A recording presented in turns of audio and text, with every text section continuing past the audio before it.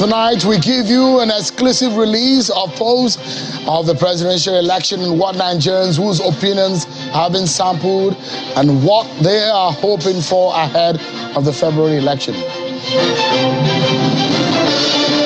President Muhammadu Buhari has blamed corruption for poor implementation of some infrastructure projects in the country. We'll listen to details of what the president said.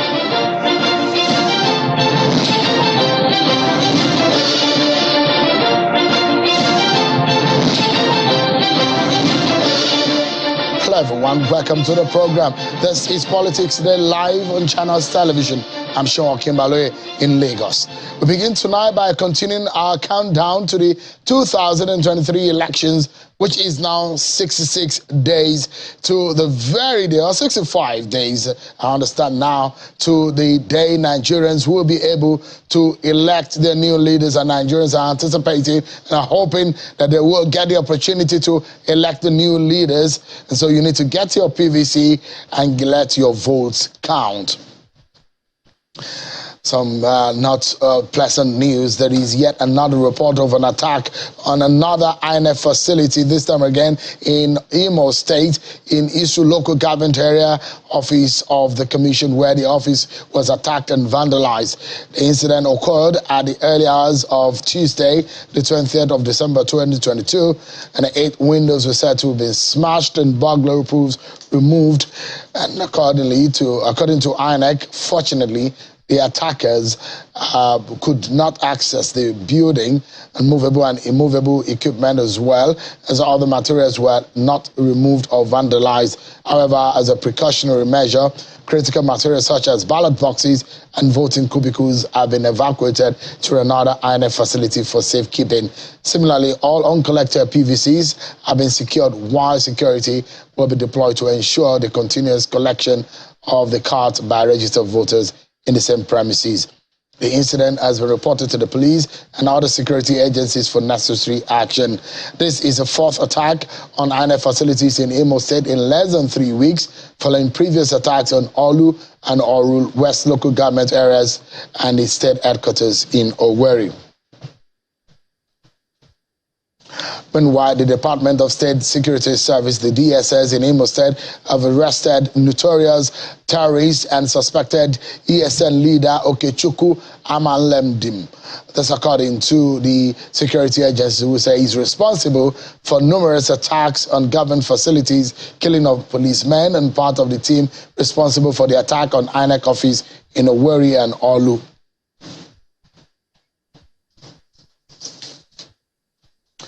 Nigerians have been expressing how they will vote, who they will vote for. And usually, polls are always conducted to gauge the feeling of Nigerians and to also let politicians know how the race is going. So what is the state of the race right now? We're getting feelers, and we'll be bringing you blow-by-blow account on the details of the scientific and empirical survey that has been done by ANAP Foundation and the NOI polls tonight on the program. An exclusive release of that poll will be here right now on Channels Television. But before we get into the conversation, let's check out some of your political roundup stories.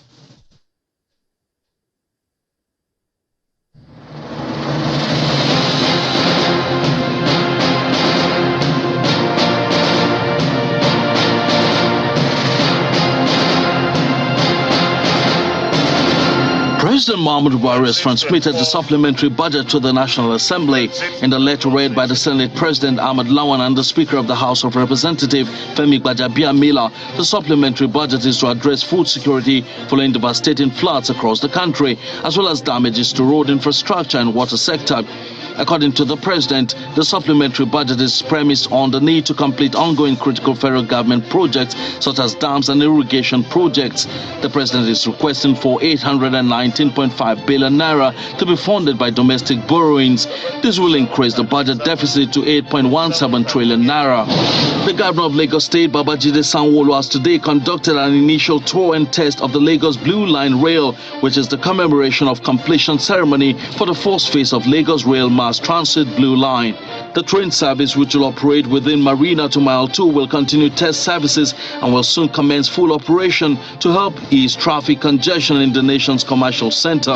The national leadership of the Social Democratic Party SDP has challenged the governor of the Central Bank of Nigeria, Mr. Godwin Emefiele, to submit himself for investigation to security agencies if he has nothing to hide from the public. Addressing journalists after the inauguration of members of the National Campaign Council in Abuja, the national chairman of the party, Mr. Shehu Gabam, says the party is not against a court judgment barring operative of the Department of State Services (DSS) from arresting and detaining the CBN governor. The presidential candidate of the All Progressive Congress (APC), Senator Bola Ahmed Tinubu, is assuring Nigerians of improved economic policies if elected president. Speaking at a town hall meeting with stakeholders of the party in Calabar, the Cross River State capital, Tinubu told his supporters that he is contesting for president to move Nigeria from its current state to a more developed economy and has all it takes to rule the country based on his achievements in public service.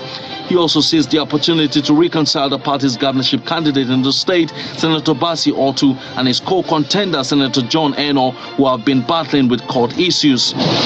As part of efforts to ensure victory for the All Progressives Congress in the 2023 general elections, the national woman leader of the party, Dr. Betta Edu, is asking members of the party, especially women, to take advantage of the INEC exercise by collecting their permanent voter cards.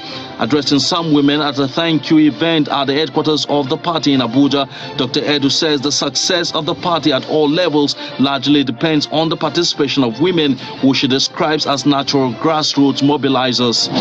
The presidential candidate of the African Democratic Congress, Mr. Dumebi Kachikwu, has applauded the judgment of the Federal High Court sitting in Abuja that sacked Mr. Ralph Nwosu as the national chairman of the party.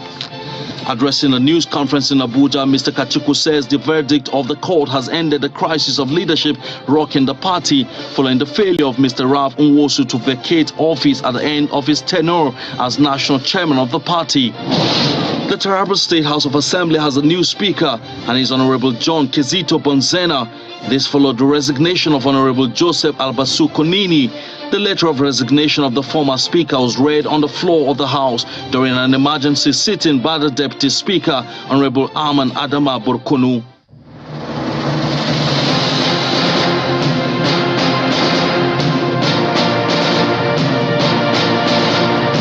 There you go. You've been served with your political roundup stories. Well, President Muhammadu Buhari has been blaming corruption on the poor implementation of some infrastructure projects in the country. The president was speaking about this at an event where he launched the National Monitoring and Evaluation Platform, IMAC. The project monitoring of the website imac.ng with his accompanying mobile app was launched to monitor the vast number of infrastructure projects spread across the nation. Take a listen to the president on this matter.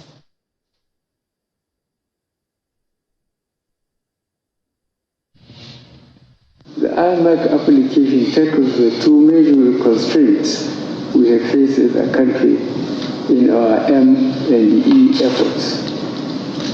The state of the country's monitoring and evaluation method has seen thousands of well-meaning capital projects abandoned or poorly implemented over the years. Although corruption, which this administration has fought and continues to fight, has played a role in the alarming number of the poorly executed and abandoned projects in the country, we must look beyond it and simultaneously tackle the other contributing factors, top of which is our current paper-based method of monitoring and evaluation, coupled with the overwhelming ratio of projects to monitoring and the evaluation personnel.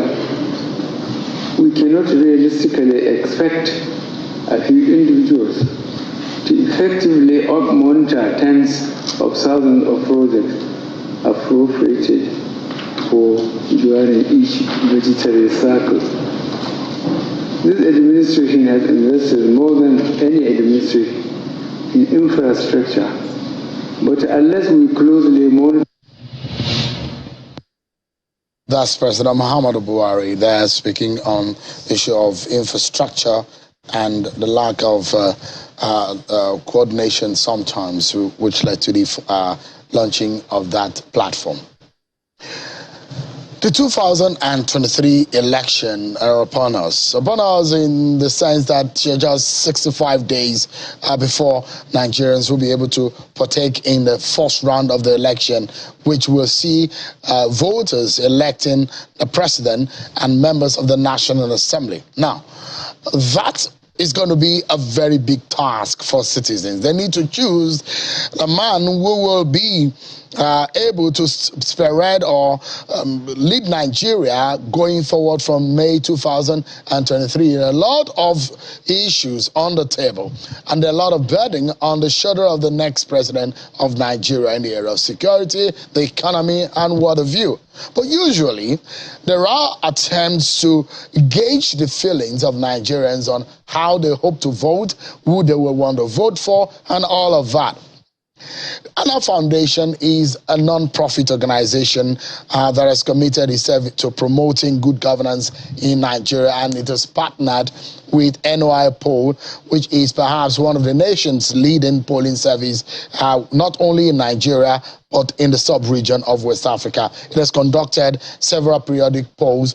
One of those polls was the one conducted in September of this year, which was a very first phase of poll, which got a lot of Nigerians talking about how the presidential election will go.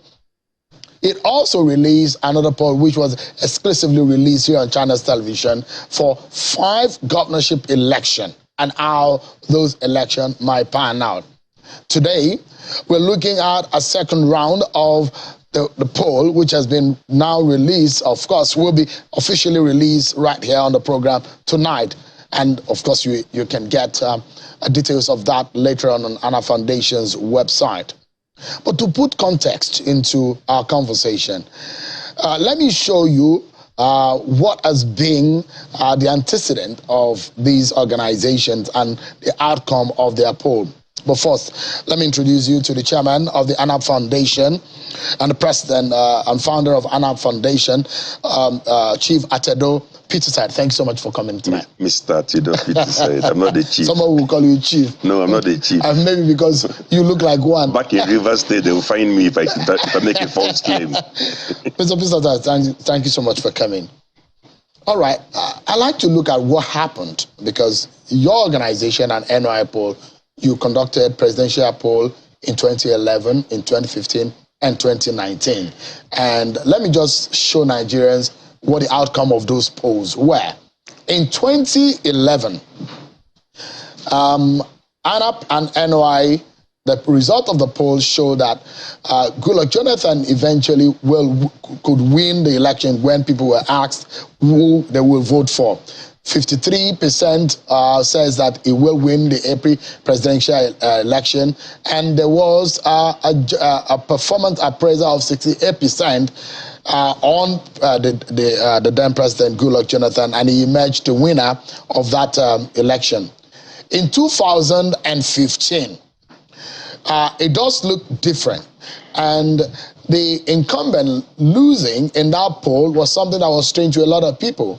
But eventually, the poll looked like it was with about 2% point lead, 32% of Muhammadu Buhari of the APC at the time, emerging after 4 times becoming Nigeria's president, which the poll predicted, which happened, Mr. Peterside, and 30% of the incumbent, which was a very tough chew for a lot of people who didn't understand how the science played out. In 2019, yet again, like the words of a prophet, it looked so much like ANAP and NOI poll result was proven right. With the poll showed that about a third of the votes were going to go for Muhammadu Buhari, and a quarter of that will go for Atiku Abubakar, which eventually was the outcomes show that Muhammadu Buhari of the APC emerged winner, winning a return to the presidency. Mr. Peterside, now we have the second of the 2023 presidential poll. with us. You released one in September. Yes. Give us an understanding of what to expect in this new one. I think this new one, the reason for doing the second poll was that the first one in mid-September was like a baseline.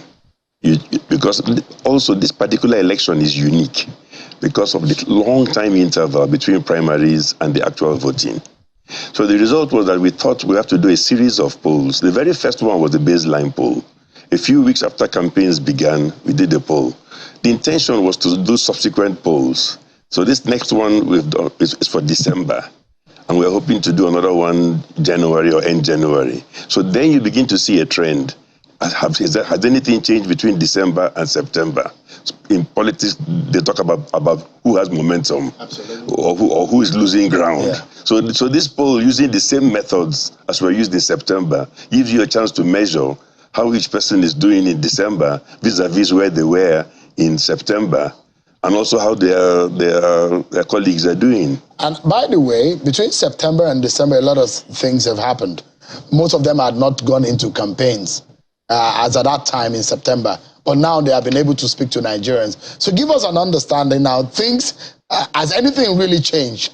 Perhaps we should begin with each of the candidates and their region and how they stand in their region. Is that okay to begin with that? In their zone. In their zones, right? You know, when you say region, you're like an old Absolutely, man yeah. from the 60s. Absolutely. In their geopolitical zone. Yeah. Yeah. Absolutely. So I think we should begin with Mr. Rabiu Kwankwaso. Is that fair? You can begin with anybody. Yeah. Absolutely. So if you look at Rabiu Kwankwaso, who is from Kano State, and if you look at in the northwest zone, the poll result is telling us that 6%, with a question saying, suppose the presidential election is being conducted today, who are you likely to vote for? Mr. Kwankwaso of the NNPP, 6% of affirmation from his zone. That's from the whole zone. From the whole zone. Not Kano. Absolutely. Yeah, no, I'm just giving a background. It's from Kano State. It's a large zone. Kano is from the northwest zone. Yeah. Is there any reason that is performed in this manner in his own zone? Well, I wouldn't know. All we do is ask people, and I should mention that the instrument that is used is mobile phones. Mobile phones give you the best possible penetration in Nigeria. Years ago, we tried using field workers. Let me tell you, the problem with using field workers is that there are parts of Nigeria today. Let me ask you a question, Sharon. Whose son do you want to send into parts of Nigeria to go and do a poll for you? What happens if he gets killed? Do you want that responsibility? So we changed some years ago to using the telephone, the mobile phone, also because of increased mobile phone penetration. I stress mobile phone, not anything involving data. It's not an online poll. Mobile phone is the one that has the most penetration. So you can call people once they have a mobile phone, if you choose them randomly and ask them questions and they will answer. And that was done by NOI polls in the same way they've done previous ones. All right, let's look at Mr. Atiku Abubakar. And he is from Adamawa State and in the northeast region. And the poll result is showing that Mr. Atiku Abubakar, at the moment, when people ask, the question was posed, suppose the presidential election is being conducted today, who are you likely to vote for? In the northeast region, 23% said that will vote for Atiku Abubakar. Yes, but that's not the complete story. All the other candidates got less than him. And more importantly, which I think we should emphasize everywhere, there is a large percentage of people that are still undecided. And that is true even in the northeast zone. I think our poll showed also that about 38% of the people say they're undecided. And then we also have a second category, which is important. About 14% refuse to disclose who they will vote for. Now that has always been there, regular. Not everybody wants you to invade their privacy. They'll tell you, look, I'm going to vote, but I won't tell you, Shehu, who I'm going to vote for. Mm-hmm. So we record that percentage, because even that percentage tells a story, because it fluctuates from zone to zone. Sometimes it's a very high figure of people refusing. And then you wonder why. But historically, we have seen some trends and some explanations as to why people in a particular area may be afraid to divulge who they will vote for. And usually it's because they're worried, or there's a perception of possibility of voter intimidation. I said perception because it can be real or imagined. The important thing is that if I ask you a question and you are afraid that you think I'm going to record the phone call, I have your phone number, and you will be identified as voting for or against somebody, and because you're afraid, you won't answer. It doesn't matter whether or not I plan to intimidate you. If you are worried about intimidation, you have the right to say, listen, I'm going to vote, but I won't disclose. After all, the law says you're allowed to vote in secret ballot. So opinion polls are only based on those who respond. Those who say they're undecided and those who refuse, we track those numbers as well. I mean, there are those who have refused to answer, and those who have they're undecided. Who tell you they're undecided, so, that they will decide later. So if you look at the undecided numbers, in the North Central, we have about 35%. In the Northeast, about 38%. In the Northwest, 32%. Southeast, 25%. South-South, 26%. And the Southwest, 20%. Is there any explanation where we have higher percentage of undecided voters within the northern region of the country? You know, here, I'm the first person to tell you, our science is about numbers. Now we're going into conjecture, but I can tell you, I can make a guess. Sometimes people know who they will not vote for if there are 4 candidates, but they may be confused between 2 or between 3. It is possible that when you give people in the Northwest, let's, for argument's sake, those of them who think religion should be a factor, and by the way, that too we measured. Roughly 15% of people that we polled said they thought religion was important to them. So let's imagine somebody thinks the most important thing is religion. If you give him a choice of 3 Muslims, he might initially be undecided. Because they say, give me more time, let me hear them out and so on.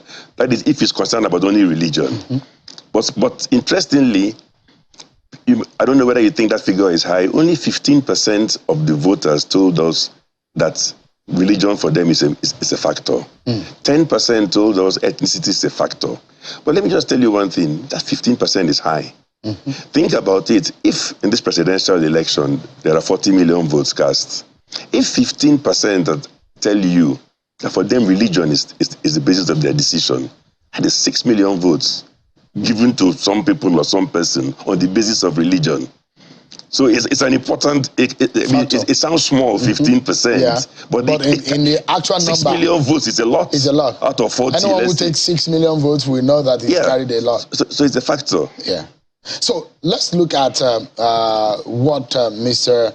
Bola Tinubu, the candidate of the APC, in terms of the zona acceptance in the poll. In the Southwest, this is what he stands. This is where he stands, 22%. Again, it's in relation to his competitors. We will get to the details later, but the person who is second is below him, running a good second, and then the rest are further behind. And then, I think if you notice, the Southwest has a very high percentage of those who refuse to disclose. I believe it was as high as 38%. Yeah, 38%. 38%. Now, that is one of the highest we've ever come across. And I said earlier that usually people refuse where they think that there's the perception or the possibility of voter intimidation. And when that is a very high percentage, who can they be afraid of? Usually people are afraid of those who they think have authority, those who they think are in the position to monitor them, those who call the shots. So even in 2015, when many people were refusing to disclose who they will vote for, my conclusion was that, hey, if you're an incumbent, perhaps they don't want to disclose that they're against you, but perhaps they're plunging for the challenger. But that's all conjecture. The important thing to note is that there's a high percentage, and between September and December, the figure rose. So it was not 38% in September. It was 25%. So instead of coming down, it increased to 38%, saying they will not disclose. Meanwhile, those who are undecided reduced in the Southwest from 35% to 20%. Interesting. So let's look at the fourth man, which is Peter Obi of the Labour Party, and how he stands based on the poll in the Southeast region zone where he is from, 50% as against all his other competitors in the race, Mr. Peter side. Yeah, again, that 50% compared to where he was in in September. September was 68%. So there's a drop for him. There's a drop. Interestingly, that drop is not translating into phenomenal gain for his competitors. The bulk of it is going to people who now refuse to disclose. So back in September, only 11% refused to disclose in the Southeast. Now, I don't know who's intimidating them, but all of a sudden it has jumped up to 23%. So the 12% that refusal to speak could be linked majorly to intimidation. Well, it's a theory, but it's people have looked at it in the past and said, when you follow the patterns, it appears to make sense. First of all, in parts of the Southeast, people are even afraid to confirm that they want to vote because some people are telling them you must not vote. Yeah. So they can just opt out of your opinion poll immediately. So I think it's safe for us to give a holistic picture now that we've looked at the zonal standing of each of these four candidates against their other opponent. Is there a reason in the first place where you chose these four? No, sorry. In September, we polled everybody. Okay. And the result was published and made it clear. These were the four candidates whom between them, 99% of the voters said they will vote for. I know I don't want to emphasize it because the other candidates may feel that it's disrespectful. But all the other candidates put together were sharing 1% in terms of voter feedback. Now, so that's why we say this is a four-horse race. Because if four major candidates are sharing 99% and the remaining candidates are sharing 1%, I know that miracles do happen and tides can change, something can happen suddenly and all that. But on the face of it, if you're a betting man, and the language in this business usually comes from horse racing and betting and all that stuff. I was a polo player. They will tell you it's a four-horse race. They don't mean that in that race you don't have other horses. What they mean is that those who are putting their money on one of these four.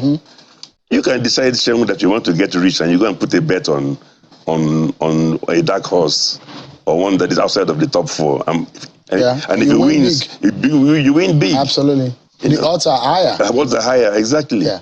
So let's look at the holistic picture now across the zone and how the poll ranking stands at the moment for this December poll. And it shows that Peter Obi, compared to September, is still in the number one in the poll ranking, followed by Bola Tinubu, followed by Atiku Abubakar and Robbie Kwankwaso. Yes, but we talked about four zones where the candidates came from. We didn't mention the two zones that no candidate is from. And that's part of the big difference. Yeah. Because in those two zones, which is no candidate's home zone, the breakdown shows that in the South, Peter Obi is way ahead. And in the North Central, where in September, in the North Central, Peter Obi was at 16%, along with Bola Ahmed Tinubu. In the North Central, Peter Obi has moved from 16% to 24%. Bola Tinubu has lost ground in the North Central. Again, people can have their theories that zone worries about religion and Muslim tickets. Those are all theories. The numbers just show that Peter Obi, for whatever reason, has moved ahead in the North Central. Now, in the same North Central, Atiku Abubakar is running third. You follow me? Yeah. He's running third, but just slightly below Bola Tinubu. By just a percentage. Yeah. So that's the North Central. And the South, which is another zone which they are all not from, the four candidates. In the South, Peter Obi was at 46% in September, and he's still at the same exact 46%. In fact, no movement whatsoever. So he has not gained traction, he's not lost traction. Have the opponents gained traction? Some of them have. Bola Tinubu has moved from 2% in the South to 9%. Atiku Abubakar, our numbers show in the South, has lost some ground from 6% down to 3%. And Kwankwaso stayed at his 1%. Again, if you look at that result, you might say, why would Atiku Abubakar not do so well in the South? But actually, it's not even about the South. Actually, he's doing poorly in all the three southern zones. Again, you can theorize what happened or what didn't happen. But please remember that people politicized all these zoning things and so on. Southern governors came out screaming something must go south. Some of them now came back and told their people that I've changed my mind. The people can say, well, you told us one story, now you're bringing a different story, you're confusing us. Likewise, the northern governors from APC came out screaming, they want this thing to go south and so on. You see, you have to be careful. You tell people one thing, then you come back later and tell them you change your mind. You may confuse them, they may follow you, they may not. All right, let's take a breather, Mr. Peter side. And when we come back, we will look at a further breakdown and we have a comparison of how the candidates performed in the September poll and the December poll by these zones, and we talk more about the overall performance. And this, when I was talking to you the last time, you said sometimes these polls will allow politicians to go back home and re-strategize and see where they are lagging and exactly the feelers from a citizen. It's a scientific process which seeks to know what the voters are thinking. And those of them who have been asked, if the election were to be conducted today, who would you vote for? And those are some of the responses as ANAP and NOI has put forward. And we're breaking it down for you right here on the program tonight. 2023 presidential election is our focus tonight. We'll be right back for more details.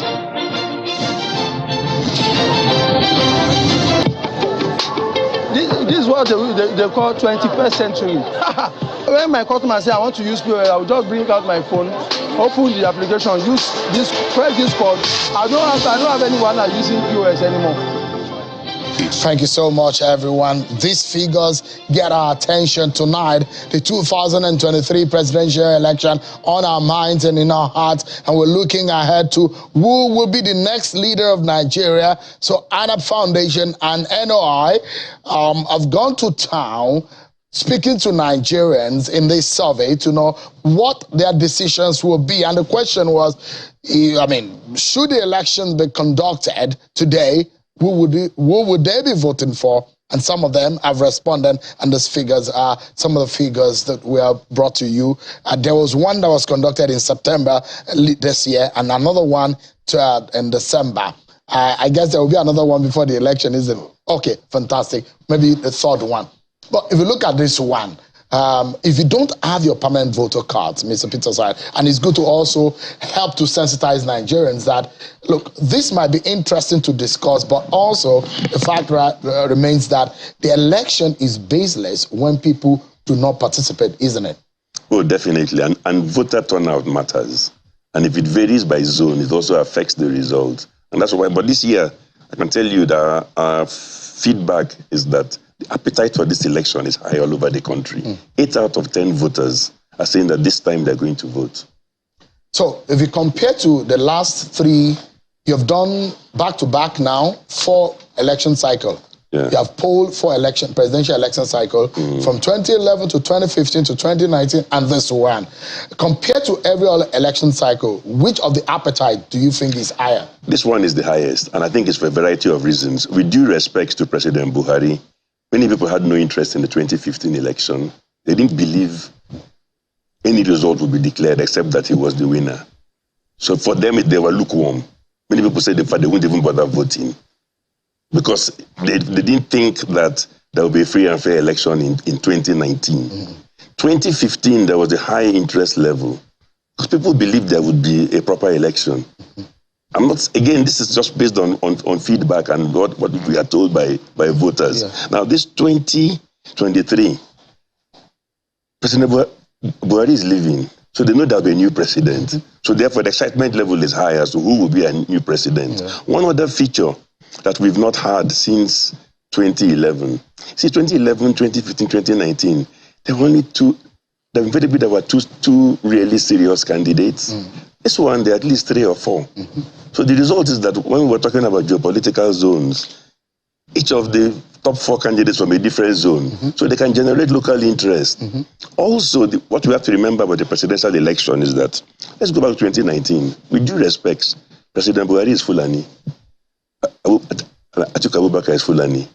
Some people told us in 2019, 2 Fulanis are running for an election. I don't really care between who wins. It doesn't concern me. I'm going to go to my farm. Those are people in some other zones. This election is a bit different. Everybody believes he has, reason, stake somehow. Yeah. Perhaps also the interest level is driven by the fact that I think some things have gone so bad.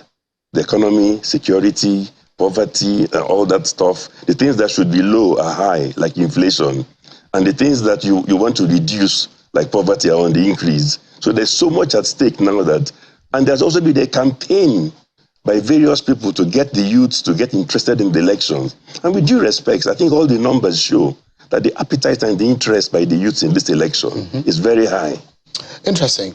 Are you able to capture more people who have their permanent voter card? Yes. Because a lot of people don't have their permanent voter cards. But yeah, this polling is based on people who are able to vote. Are you able to spread it across the city and the interior parts of the country? I don't have those numbers with me, but we have the figure across geopolitical zones in terms of those who are registered to vote, the percentage. And it's quite high in all the 6 zones. Of course, there will always be a highest somewhere and the lowest somewhere. And if you want, we can go to that level of detail. I can tell you immediately, figures are in front of me. The zone that has the highest percentage of those with voters' cards is the Northeast, 90% of the voters' cards. Southwest, very close, 89%. South, 88%. So that's all the same. Then the 3 zones with the lower percentage, North Central 87%, Northwest 86%, and South is 84%. Well, all of them are in the 80s and early 90s. I know a lot of Nigerians. Sorry, all of them are in the 80s, absolutely. One in the 90s. Oh, yeah. So a lot of Nigerians are itching more to know what the figures are saying. So we gave you an understanding of the general outlook of the December poll. Let's now do some comparison and we'll go by zones now. In the Northeast zone, so you will see the blue is the September 2022 poll, and the red is in the December 2022 poll. And you will see how the 4 candidates are faring based on how they fell, how they went up, and the differences. Sure. These are just translating those figures into bar charts. But if there's anything that's a bit interesting is that the undecided voters, instead of coming down, was going up. So sometimes if a candidate lost ground, it can be because somebody who said they will vote for him before is now undecided. The person that has gained little ground, but let's face it, if you start off from a very, very low base, you can gain some ground. Peter Obi seems to have gained some little ground in the Northeast. But it was on a very low figure before. And even this figure is still well below 10%. So it shows that Bola Ahmed Tinubu and Atiku Abubakar are doing very well from the last time. So you see... no, the blue one is September. Okay, actually, now the blue one is September. In fact, they've little, but conversely, undecided has gone up. Yes, undecided voters. But let's be careful. That can be, assuming 2 of them were popular, and people are deciding who do I vote for between them. Some people can switch from saying I want this or the other to undecided for now because they're confused. But they're still going to vote for one of the 2 of them. Absolutely. So that it does not mean that they've necessarily lost ground. Because the 2 of them are actually a bit higher compared to the other. Oh, definitely. Peter Obi and Kwankwaso in the Northeast. Don't even say a bit higher. Atiku is way above everybody in the Northeast. Yeah. And perhaps because of the running mate of Bola Tinubu in the Northeast, who is also from the Northeast region of the country. Probably helped him in as the realm well. of permutations. Sure. Yeah. So let's go to the Northwest region. There's a matter, of course, which I also wanted to point at, because we've looked at youth, we've looked at how this spread is. We also need to look at how the gender, the spread of the and how they perform. I'll come to that in a moment. But look at the Northwest region of the country and how the votes, the poll has gone. It does look to me that Mr. Kwankwaso, like we talked about earlier, this is his performance lower than the likes of Bola Tinubu and Atiku Abubakar. In fact, compared to Peter Obi, he's even performing lower than that. Yeah, but I think it's a concentration in a part of the Northwest, and he's not doing that well elsewhere in the Northwest. But again, he could be a big beneficiary from the undecided. It's possible.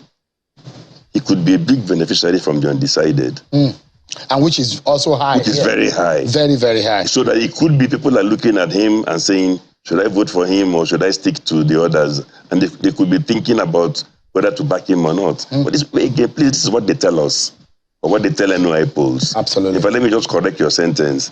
The poll is done by NOI polls. Yeah. We only commission it in the sense that we pay them to go and do a poll. I should also mention that, because people have asked before, although you didn't ask me now, what is the size of the poll? Historically, we have been following the Gallup methodology in the US and so on. They use 1,000, they poll 1,000 people randomly. But this particular, in September, we did 1,000. This time in December, we actually did three things. We polled for 1,000, polled for 2,000, polled for 3,000 to see whether anything was going to change. And it did not change significantly, which is the logic behind, which is the logic behind why people say that if your random sampling is actually very random, you may find that once you get a particular critical minimal size of sample, if you like, keep on increasing it. So each time you get people at random in Nigeria, some will tell you who they like, some they don't like. Yeah. So let's look at the North Central region. So there's one constant in those zones, and that is the undecided voters and those who are refusing. This is still very high, and we're just hoping that turnout will be reasonable at the eventual election. But look at what Peter Obi has done here. Peter Obi has really done remarkably well compared to what he did in the September poll. Yes, and conversely, Bola Ahmed Tinubu has shrunk. I mean, Atiku Abubakar is roughly where he was. That's about, yeah. And but the big difference is that Bola Ahmed Tinubu seems to have lost ground in the North Central. Peter Obi seems to have gained ground. But also look at the refused. Those who refused to tell us has gone up. Have gone up. Yeah. So again, you can start theorizing who is going to be a beneficiary from the refused, who will be a beneficiary from the undecided. Yeah, which is still very high. So when that happens in election, we've seen that happen in the United States, where there was a shocker, and in the Trump and in the Biden election, undecided voters did a lot of work in determining the eventual winner of the election, because it was difficult for people to determine where they were standing. So let's look at the Southeast region. And so this, in fact, gives us a very different dynamics entirely to what we have seen in the northern part of the country. So we see Peter Obi dropped, actually. Yes. Yeah. A sharp drop. A sharp one. And for some reason, Bola Tinubu had gained some grounds in the southeast. But again, it's again, yeah. He gained some ground, and then the undecided. Kwankwaso is non-existent. Is almost non-existent here. So that's the southeast. So let's look at the southwest. All right. This is the home ground of Bola Tinubu, and it seems to have gained traction here. Peter Obi too has done the same. And here we see that the undecided had gone down. Undecided has gone down, but the refused has jumped up. Yeah. Yes. So for some reason, Atiku Abubakar has not really moved so much compared to September and December. He has remained at his 4% in the southwest. Now, if you look at the south, okay, again, it looks that Bola Tinubu has also done, compared to September, there seems to be a jump. Peter Obi seems to have stayed almost at the same level, and Atiku Abubakar seems to have dropped in the south. Yes, I think, the person who has gained significantly in the south is Bola Ahmed Tinubu. Peter Obi has stayed flat, and the undecided and the refused have not changed that much. Yeah. All right. So now let's look at the percentage of voters across Nigeria based on the four candidates. So putting all of these zones together, this is what we get here right now. Mr. Peter Side. Yeah, those numbers, you have them, and they'll be on the website in the next half an hour, the latest. Peter Obi, the truth is that if you look at these numbers, if you talk about momentum, nobody has really gained phenomenal traction. Nothing has really changed that much. Conversely, look at the refused. Those who refuse to tell you is what has picked up. And that could be, I've said this for a variety of reasons, but those who are telling you they will vote for Peter Obi increased slightly. When I say increased slightly, let's put things in perspective. 21% to 23%. That's it. That's 2%. 2%. Bola Ahmed Tinubu, 13%, stayed the same. Atiku Abubakar was 13% down to 10%, lost 3%. So nobody has gained or lost more than 2-3%. Yeah. Not so really drastic. I don't know whether that's good news or bad news for all the campaign activity, but it's as if nothing has happened to fundamentally shake, or nobody has There's no collapsed. real shift. No significant shift. No significant shift. There will be a third one, isn't it? Oh, definitely. And there could be a fourth as well, but definitely there will be a third. Okay. By God's grace. We'll be looking forward to that, and we're monitoring as the performances of the candidate. Maybe at some point we might see an emergence of a fifth in the race. But well, that is in the realm of conjectures also. But let's see how this. I will disappoint you because our press release says we are going to henceforth concentrate on these four. Let me tell you why. The very first poll was a bit painful because when there are so many candidates, you're asking people who they're going to vote for. You have to be taking all the information and all that, compiling for 16 people, all that. So eventually, we just decided that, hey, the trends are clear that these are the top four. Yeah. You know, but of course, if something phenomenal happens, it will come out, and we'll get to know, hopefully. So please, if you get the impression between now and January that the fifth candidate has emerged that's going to trump this four, give me a call. I will, definitely. I have your first and second line, so I will definitely do that. But one thing that is also significant here, Mr. Peter said, is the fact that in all of these, there are movements. And some people have had their permutation that January is going to be the real tough for the battling of all of these candidates, and a lot of activities will happen. Perhaps we see the more engagement with the candidates and them being able to stand side by side to be able to speak to the issues and their agenda. Yeah, you see, there's a myth that the more you're visible or the more you're out there, the more you're working hard, and so the more votes you get. But if you come out and you're making mistakes and you're fumbling, and people are having a doubt about you and your ability, the more they see you actually, the more they may lose faith in you. And the important thing is that a figure that came out in a poll, and I was surprised because we added it as well, asking people whether they want to see the candidates come out and debate and engage each other. Because all these undecideds, I mean, what are you waiting for? You want them to come and engage and things like that. 71% of the respondents, 71% of the respondents said they want to see the candidates engaging, defending their policies and so on. So if you're if people say they want to see you engage, they want to see you talking, and you're going to hiding, you're probably hurting yourself. Yeah. That's why I said that there's no need to fight with anybody to come out and talk. Let the people run away and go and hide. Absolutely. It should be a free world. But the only comment I made was that I don't think it's right for you to have a presidential debate. You bring up presidential candidates and you tell people you're going to have a presidential debate, and then you bring a non-presidential candidate to come and take part. Absolutely. I think that's wrong.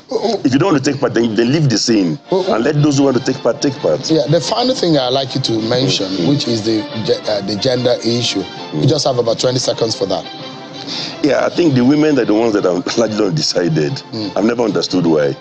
But perhaps if you ask your wife when you get home or ask your mother, she can tell you. So it's like the men have made up their minds more, and the women are very undecided. Perhaps because there's no woman in the race. And they're looking at all these men and thinking, these guys can't be trusted.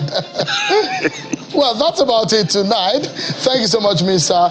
Tedo Peter Side, the founder of Anna Foundation, who have sponsored the NOI poll that we've seen, the second in the series of the polls that for the presidential election. Thank you indeed for coming tonight and sharing this with us. Thank you very much. Nigerians, you have the poll, and this is where we are at this moment. We're monitoring the activities, and Channels Television have all it covered for you to monitor and to cover this election that is very crucial for Nigerians. Thank you so much, everyone, for watching. I'm Sean Wakimaloe. God bless Nigeria.